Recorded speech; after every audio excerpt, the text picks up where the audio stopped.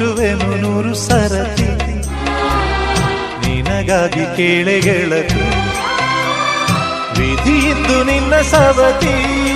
ಆದರೂ ನೀನೇ ನನ್ನ ಒಡತಿ